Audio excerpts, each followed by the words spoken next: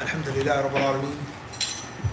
Sallallahu sallam wa barak ala abdihi wa rasulih nabiyina wa imamina Muhammad wa ala alihi wa sahbihi ajma'een. Amma ba'd. Assalamu alaikum wa rahmatullahi ta'ala wa barakatuh. Tonight's lesson, as is well known, is on Al-Lu'lu wal-Marjan fi mattafaqa alayhi shaykhan, compilation of hadiths agreed upon by the two sheikhs, Al-Bukhari and Muslim. We are in the 20th book or chapter of the book, Kitab section, which is Kitab al-Itq, the chapter of the book of Manumission.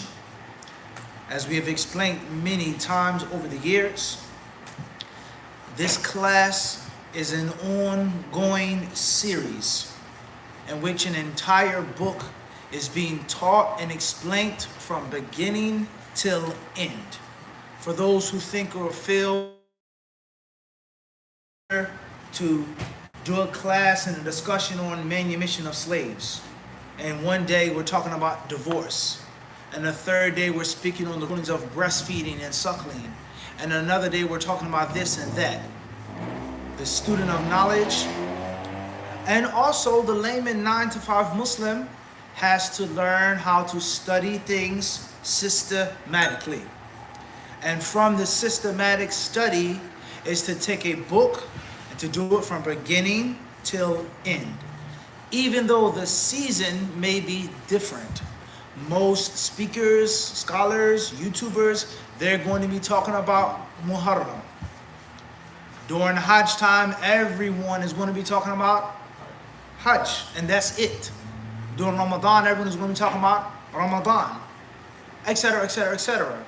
Arafah, first 10 days of Dhul Hijjah, and the list goes on. And of course, you're supposed to take advantage of the seasons. Of course, you're supposed to speak on the virtues of times and acts of ibadah during these times. But that doesn't stop the train from moving. The train has been moving and it will what? Continue to move. So if we're in Ramadan and during this specific class, we happen to be in the chapter of jihad, that's what we're going to be speaking on. The other classes about Ramadan, the Iman boosters, the fiqh of Ramadan, the Quran, etc., will be added. But this is an ongoing series.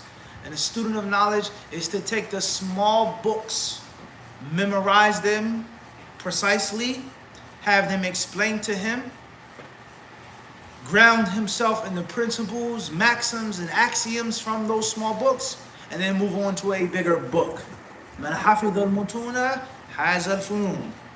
Master the small books, you'll master the sciences.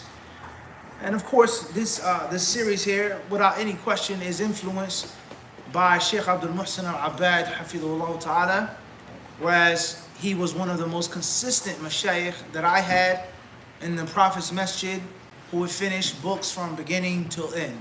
And he would explain the kutub of the Sunnah, kutub al-Sitta, from beginning to end. Whether it took him 5 years, 10 years, 3 years, etc. And once he was done, it was on to the next book. And alhamdulillah, I was blessed by Allah subhanahu wa ta'ala to sit in many of those classes and finish many of those books and sections of other books in which I came late, or the year in which I came, he was in the middle of this book, so on and so forth, let alone the other classes. Okay, so we're speaking on Manumission, the book of Manumission of slaves. Last week we spoke on and we gave an introduction concerning slavery in and outside of Islam. And we said and we'll say and add further that slavery is allowed in Islam. And like all the things in Islam, there are rules and guidelines to obtaining, owning, releasing, treating, interacting with a slave. There are rules for the owner of that slave, and there are rules for the slave, him or herself. Wherever you choose to use the word enslaved peoples or slave, at the end of the day, it really doesn't matter.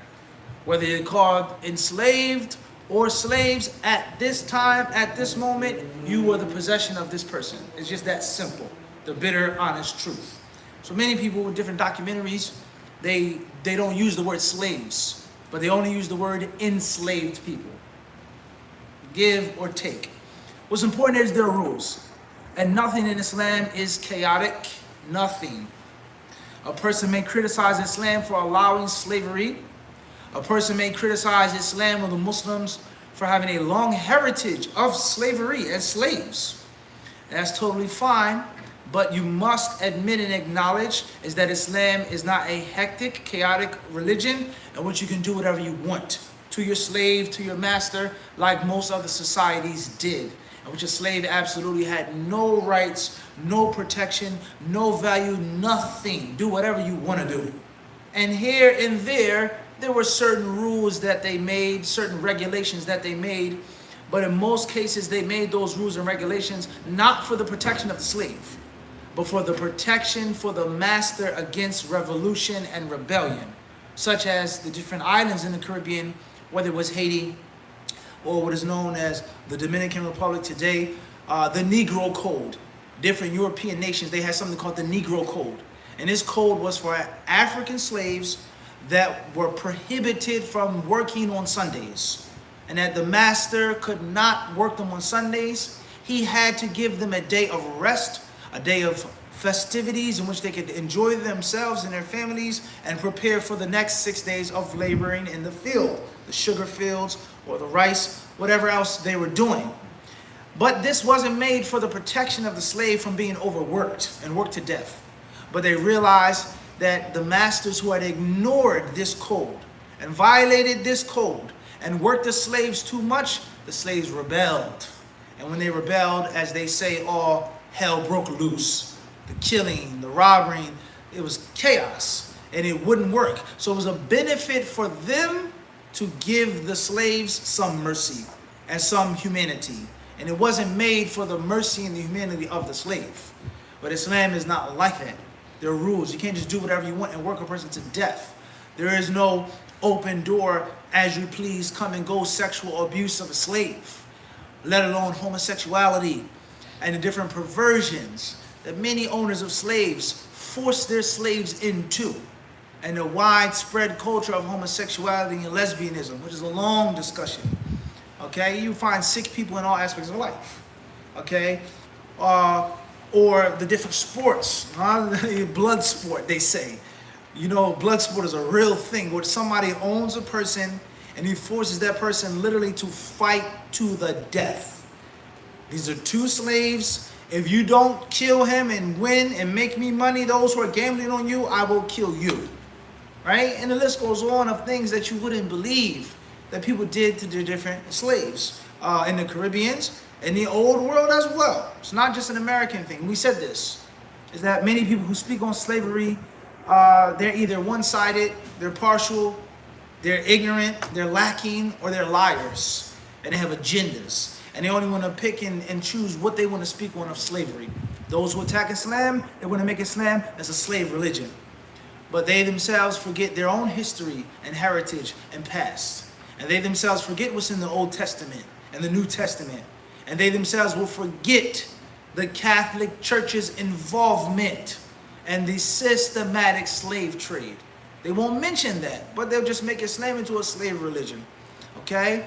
Or if a person who says that if Islam was in America and in the West, if there was Sharia law, we would all be slaves and concubines.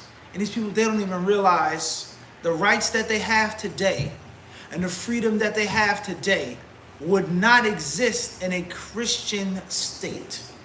It would not exist in a state governed by the Catholic Church.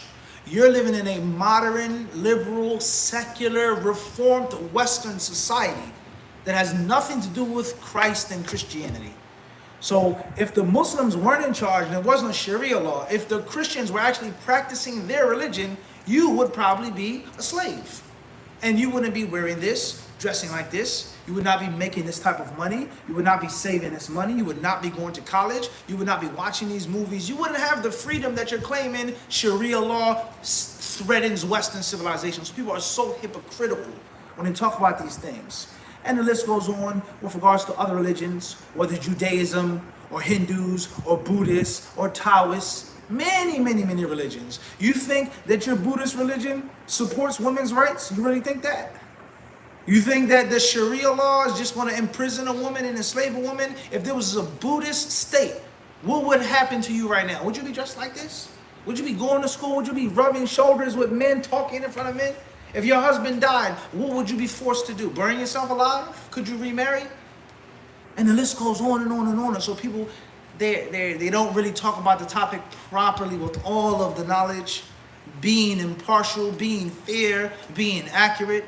And there are many lies that people have with regards to slavery.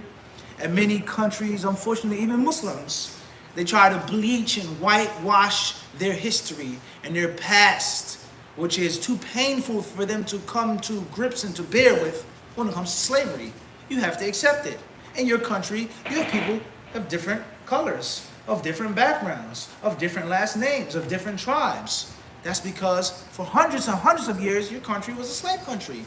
And then when the Western powers, when they just said, wait, slavery is now immoral, or slavery is now bad for the agriculture or the economy, ban it and abolish it.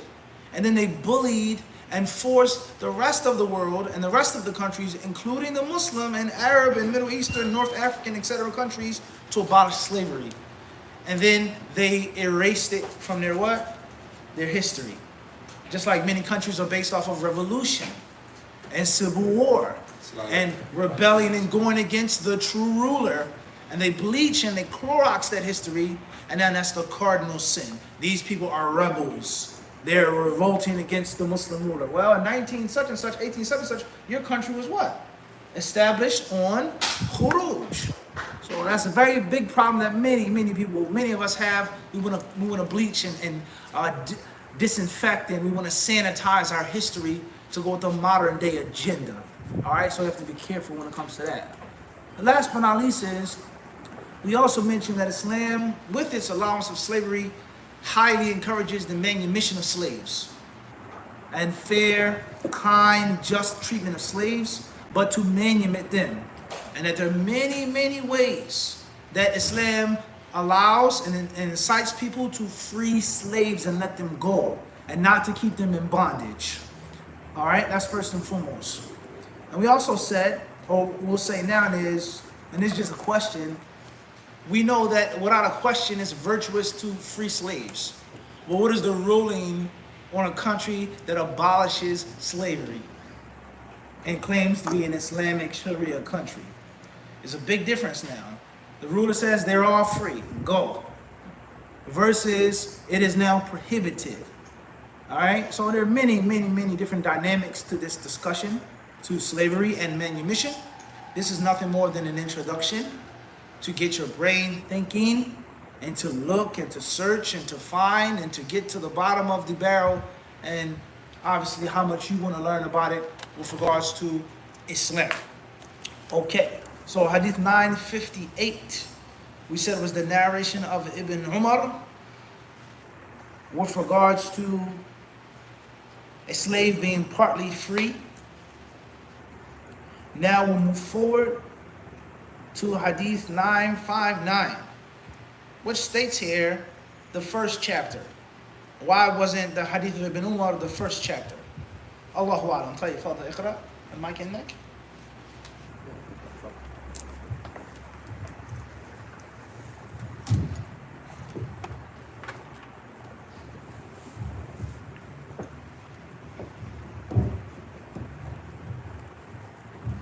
بسم الله الرحمن الرحيم. قال النبي رحمه الله تعالى: باب ذكر سعادة العبد حيث وإبراهيم رضي الله عنه النبي صلى الله عليه وسلم قال: أن أعتق شقيقا من مملوكه فعليه خلاصه بماله، فإن لم يكن له مال قوم المملوك قيمة عدل ثم استسقي غير مشكوك عليه.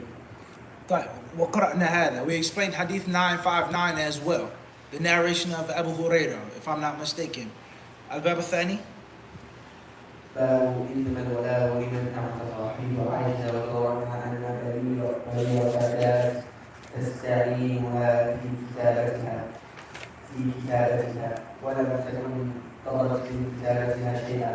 قالت لها عائشة: ارجعي إلى أهلك فإن أحب أن أقضي عنك كتابتك ويكون ولا كتابتك عنك كتابتك ويكون ولدك لي فعلت فذكر ذلك البريرة لأهلها فأبوا وقالوا إن شاءت أن تحتسب عليك فلتفعل ويكون ولدك لك فذكر ذلك لرسول الله صلى الله عليه وسلم فقال له رسول الله صلى الله عليه وسلم ابتعي فاعتقي فإنما الولاء لمن أعتق.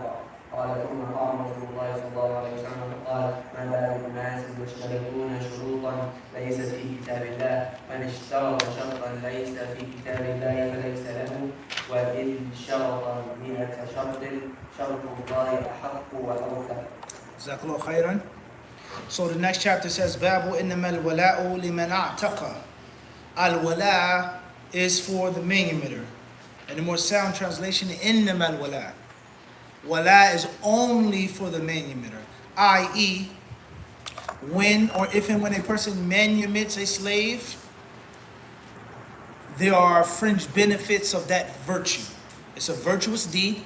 Fada'il al-amal, it's an excellent thing. Fakku raqabatin. Right? Allah mentions this in the Quran. From the ways that man is to be saved and delivered. فَلَقَتَهْمَا الْأَقَبَةِ وَمَا? What does Allah say? فَكُّ رَقَبَةٍ. From the things that man has not yet done. He hasn't ascended. He didn't climb. He didn't take on that hardship and that difficulty that he's supposed to take on. And from that is what? Allah says, فَكُّ رَقَبَةٍ. Is to free a neck. It's to manumit a slave. So manumit and a slave in Islam, as we said before, is virtuous. That's number one. It's a virtuous deed. And on top of that virtuous deed, there are benefits that the manumitter shall receive. And from that is that which is called al-wala, which means is that that slave owes that manumitter some things, whether it's respect, loyalty, allegiance, inheritance. The slave goes, becomes wealthy. The slave dies, he leaves wealth behind, right? Taking on the name or the tribe of the one who manumitted you, so on and so forth, okay? Being attributed to that person and his or her tribe. Al-wala. Innama al-wala'u liman a'taqa. This virtue is only for the manumitter. People cannot make side deals or cut side deals. This person will manumit you, they'll pay the money, they'll do this, but we'll receive the fringe benefits. It doesn't work like that. So that's what's meant by this chapter heading. And this is one of the main rulings of manumission of slaves in al-Islam. Hadith 960 is narrated Aisha, Hadith Aisha radiallahu anha, أن بريرة جاءت تستعينها في كتابتها ولم تكن قضت من كتابتها شيئا قالت لها عائشة ارجعي إلى أهلك فإن أحب أن أقضي عنك كتابتك ويكون ولاؤك لي فعلته فذكرت ذلك بريرة لأهلها فأبوا وقالوا إن شاءت أن تحتسب عليك فلتفعل ويكون ولاؤك لنا فذكرت ذلك لرسول الله صلى الله عليه وسلم فقال لها رسول الله صلى الله عليه وسلم ابتعي فعاتقي فإن من ولاء لمن أعتق. قالوا ثم قام رسول الله صلى الله عليه وسلم فقال ما بال أناس يشترطون شروطا ليست في كتاب الله من اشترط شرطا ليس في كتاب الله فليس له وإن شرط 100 شرط شرط الله أحق وأوثق.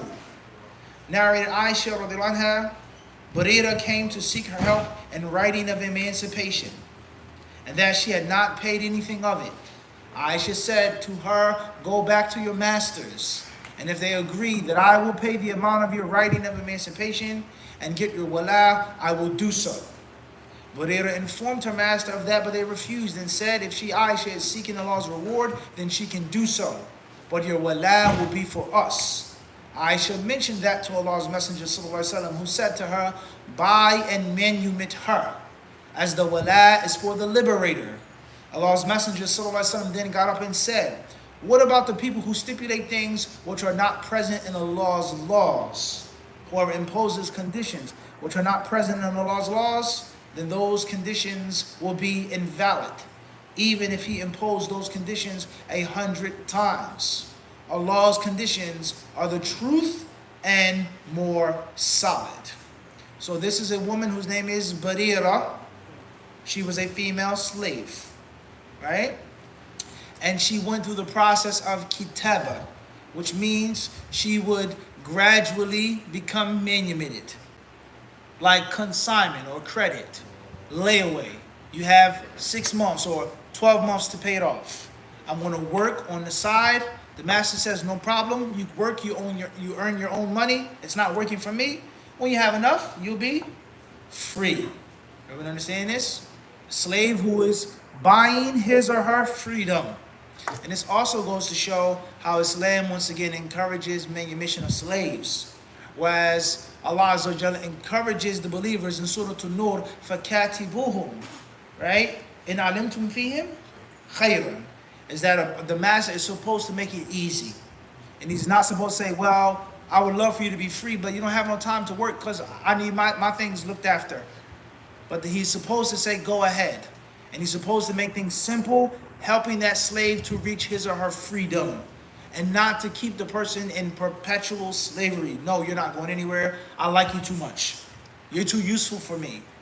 Who would I get to run my business? Who would I get to train my, whatever, if it wasn't for you? That's not how things go.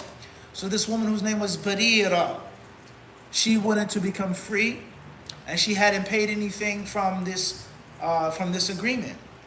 So therefore, those who owned her, they refused to do so. Okay? If Aisha wants to give sadaqah, no problem. But as far as you just walking free, we don't get anything. It doesn't work like that. Okay? So if Aisha donates your manumission, that's fine. You'll be free. But we will keep your wala. You'll still be indebted to us. Alright? And the Messenger of Allah ﷺ, upon hearing this from Aisha, he said that this is batil, this is false, this is fraudulent. You cannot do this. The one who frees is the one who receives the wala. Everyone understand the hadith? And what is wrong with men who make conditions that go against Allah's book? Any condition that isn't found in Allah's book, going against Allah's book is batil. Even if it's 100 conditions. And obviously that's a rule of Islam. Any practice, any ibadah, any aqidah, if it's not supported by the book and the sunnah, then it's what? Batil. Even if it's 100 years or 100 scholars. As many people today validate their innovated aqidah by saying, Imam Fulan, Hafiz Fulan, Hafiz Fulan, Hafiz Fulan, kulluhum. They were all what? Tayyib. That sounds good. That's impressive. It's intimidating. When you look at the list, the names, wow. Hafiz Fulan, Ibn Fulan, oh, dang, how can they all be wrong? And it looks good. However, if 100 people came behind one man blindly, following him blindly, neglecting and ignoring the mistakes and errors that are plain and clear, would that validate the falsehood and those mistakes? Would it be now different just because 100 people came behind and followed the same person? It wouldn't, right? Anything that's not found in the Quran and Sunnah is false, even if the people put emphasis on it. And we have this long list and this long line of people who all had our aqidah, so therefore it automatically means that it's right. It's not how things work. And no one is going to use that as a proof or an evidence unless he's weak in his Islamic scholarship. Because you don't think the Shia have a long list of imams? You don't think they have a pedigree? You don't think they have a lineage of great imams, people that learned and did this? You don't think this group and that group have a long list of names? You don't think the mushrikun, that's the argument and the rationale of the mushrikun. Our forefathers did it, and they did it, and they did it. So you're saying they were all fools too? But let's look at what they did and what they said. So this hadith establishes that Islam isn't based off of what men make up and what men do. Even if it's 100 times they state the stipulation, it's false. If it's against Kitab and Sunnah. Wallahu ta'ala a'lam. The next hadith, it says hadith 961, tfaddal. أبي عائشة رضي الله عنها زوج النبي صلى الله عليه وسلم قالت كانت يزوجها ثلاث سنن إحدى السنن أنها أعتقت فخيرت في زوجها وقال رسول الله صلى الله عليه وسلم الولاء من أعتق ذكر رسول الله صلى الله عليه وسلم والبنة تكون تحمل فقرب إليه خبز وقلب من قلوب البيت فقال ألم أرى البرمة فيها لحم؟ قال بلى ولكن ذلك لحم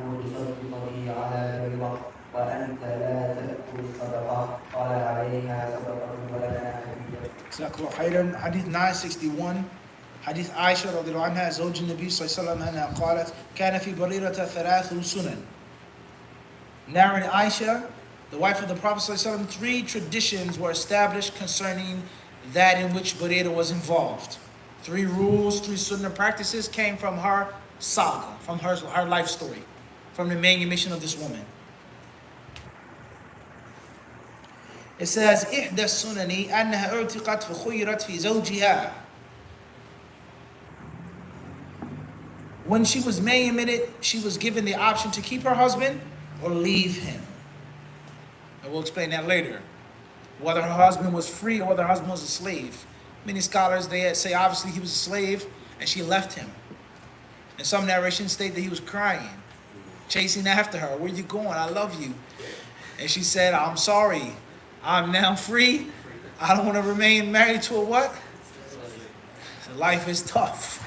All right? But it goes on. All right? That's a long discussion right there. For khuyrat, she was given an option. Stay with him or you can what? You can leave him. Allah's Messenger ﷺ said, Al-wala'u liman a'taqa, that wala is for the one who manumits. Once Allah's Messenger ﷺ entered the house while some meat was being cooked in a pot, but only bread and some soup of the house were placed before him. He said, I don't see the pot containing meat. Where is the what? Where's the meat? All I see is a vegetarian dish, right? It's very important, guys. Man is not rabbit. Let's not forget that. Vegetables are important. Veggies are delicious. Salad, spinach, broccoli, right? Peppers, cucumbers, the list goes on. Delicious. However, man is not what? Man is not an hare or a rabbit, all right? So the Prophet ﷺ, he saw the meat cooking, and then the only thing they presented to him was bread and soup, broth. And he said, what? Didn't I see what? Didn't I see the lahm? Where is it? Tayyib? So it says here, I don't see the pot containing meat. They said, yes, but that meat was given to Barira in charity, and you do not eat what is given in charity. The Prophet ﷺ said that meat is charity for her, but what? For us, it is a present. Allahu Akbar. Bismillah.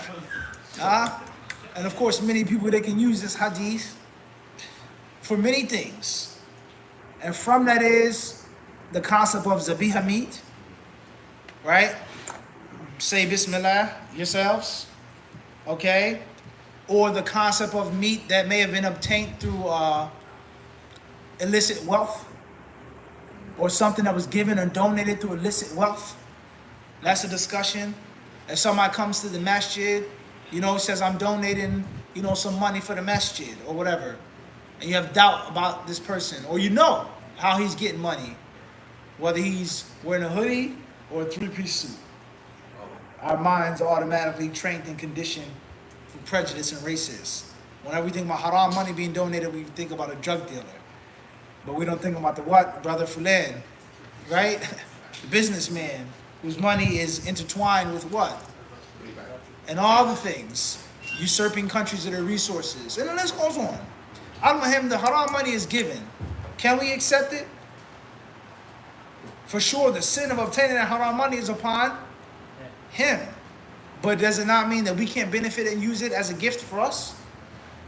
You understand the scenario? So the meat was given as sadaqah, and the Prophet ﷺ, Ahlul Bayt, were not allowed, they were prohibited from what? Eating sadaqah. And the Prophet ﷺ said, for her is what? And for us is Bismillah. So this is very interesting of Bukhari Muslim now, to show that sometimes in Islam, sometimes the direct involvement versus the indirect involvement makes a what? A difference in the ruling. Everybody clear on this? All right, moving forward. Tayyib. An-Nawawi rahimahullah ta'ala, he says regarding this issue, regarding this chapter, وهو حديث عظيم كثير الأحكام والقواعد وفيه مواضع تشبعت فيها المذاهب أحدها أنها كانت مكاتبة وباعها الموالي واشترتها عائشة وقرر النبي صلى الله عليه وسلم بيعها فاحتج به طائفة من علمائه في أنه يجوز بيع المكاتب وممن جوزه عطاء والنخعي وأحمد ومالك في رواية عنه وقال ابن مسعود وربيعة وأبو حنيفة والشافعي وبعض المالكية ومالك في رواية عنه لا يجوز بيعه وقال بعض العلماء يجوز بيعه للإتق لا للاستخدام وجاب من أبطل بيعه عن حديث بريرة بأنها عجزت نفسها إلى آخره. He says this is a tremendous hadith, hadith azim, a grand and exquisite hadith. كثير الأحكام, in which there are countless rulings that are extracted and deduced from this woman's story. والقواعد, and many fiqh principles, fiqh maxims. And from them is the ruling on buying a slave that is in the process of manumitting him or herself. Right? Can a person come out and say, I'll purchase the slave, even though they're already under contract, and 6 months I plan to be free, a year I plan to be free, 5 years I plan to be free. I'm working on paying off my cost. And someone comes along and say, I'll take you. Right? Is that lawful? And what do the ulama say about that? And obviously, in most cases, they're going to buy that slave for the purpose of letting them go. You understand this? That's a discussion. Al-Mawdu al-Thani, because Aisha purchased her. قوله صلى الله عليه وسلم اشتريها واعتقيها واشترطي لهم الولاء فإن الولاء لمن اعتقى مشكل من حيث أنها اشترتها وشرطت لهم الولاء وهذا الشرط يفسد البيع ومن حيث أنها خدعت البائعين وشرطت لهم ما لا يصح ويحصل لهم وكيف أذن لعائشة في هذا ولهذا الإشكال أنكر بعض العلماء هذا الحديث بجملته انتبه لنفسك والحديث بارد إيش؟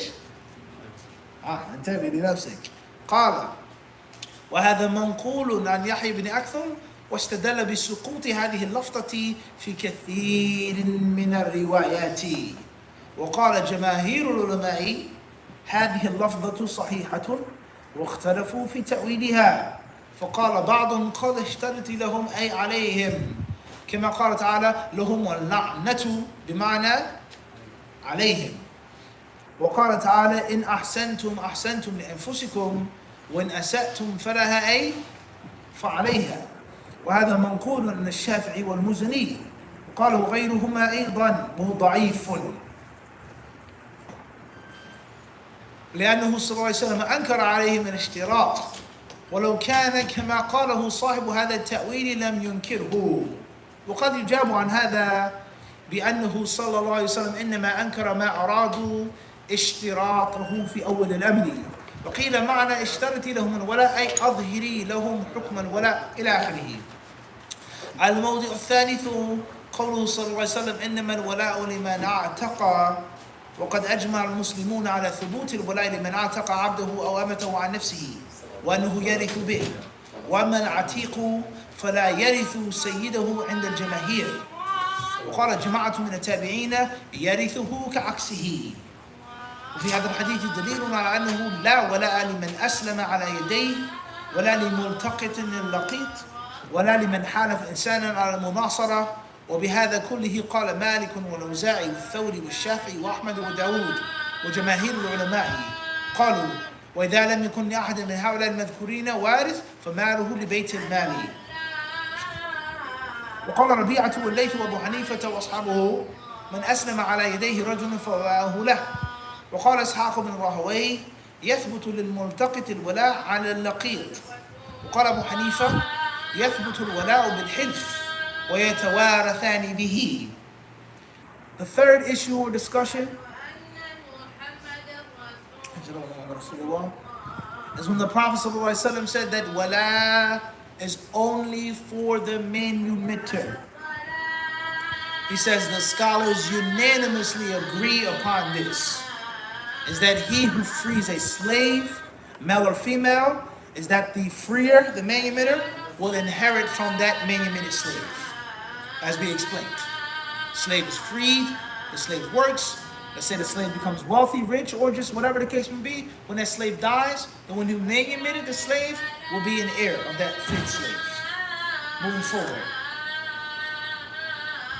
As far as the manumitted slave, the most scholars say he or she will not inherit from the manumitter.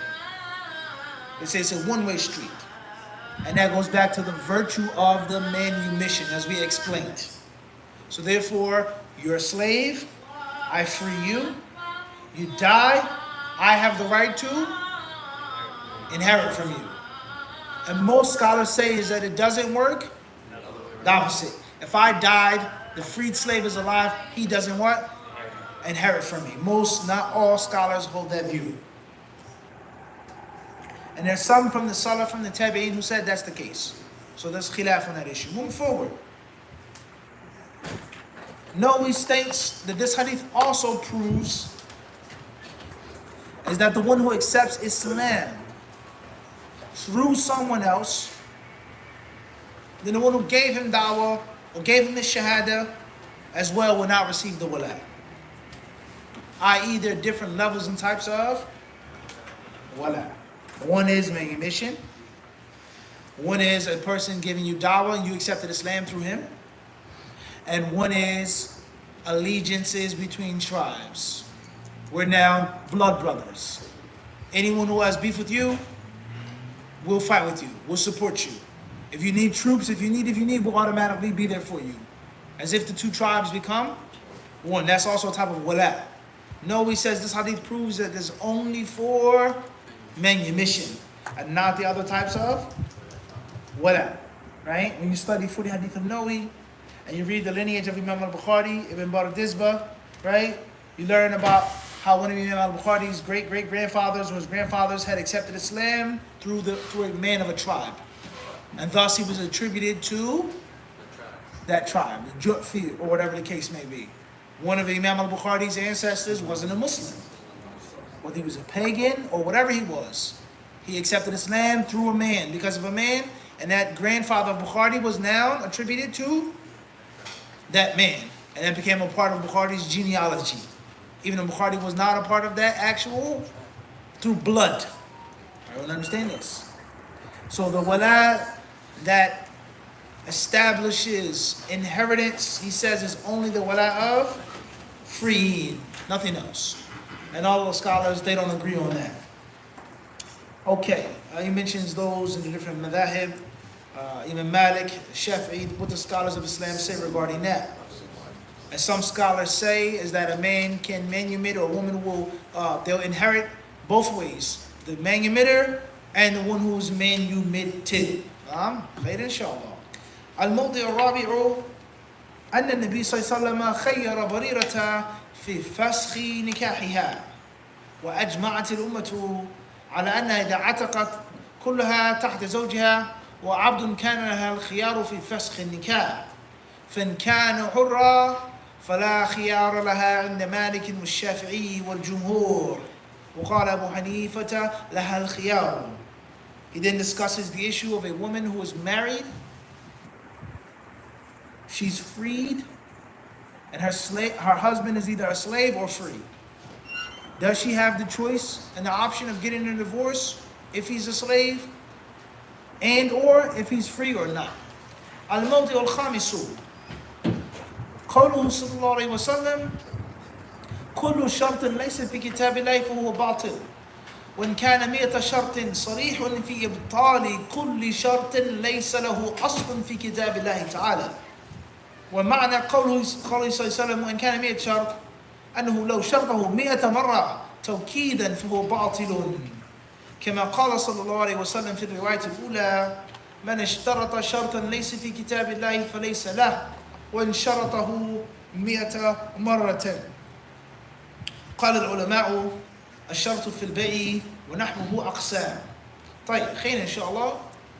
The next point is regarding conditions that go against Kitab and Sunnah, and how those conditions are false, and what are the ramifications of a false condition. Many people, they ask this question concerning marriage. If a husband places a false stipulation, if a wife places a false stipulation, buying and selling, the buyer or the seller places a false stipulation, Does that nullify the actual contract itself? Hopefully, bi'idhnillahi ta'ala, we will discuss these issues. And next week's class, we'll continue this chapter. Many more benefits, rulings, fawaid pertaining to this story. Allah subhanahu wa ta'ala surely knows best. Walhamdulillahi rabbil alameen. Inshallah ta'ala, we'll try to take a few questions now. And the remaining questions, by Allah's permission, will take place after Salat al-Isha. Wa jazakumullahu khairan.